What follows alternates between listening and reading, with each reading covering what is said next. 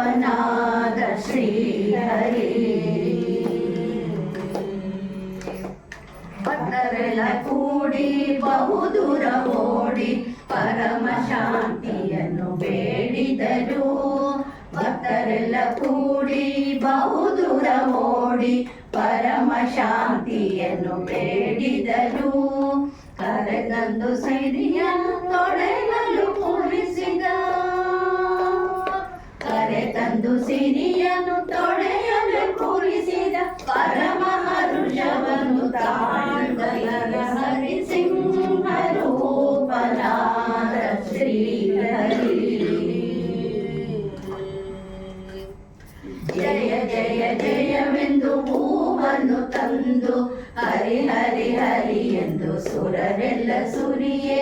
ಜಯ ಜಯ ಜಯವೆಂದು ಹೂವನ್ನು ತಂದು ಹರಿ ಹರಿ ಹರಿ ಎಂದು ಸುರರೆಲ್ಲ ಸುರಿಯೇ. ಭಯ ನಿವಾರ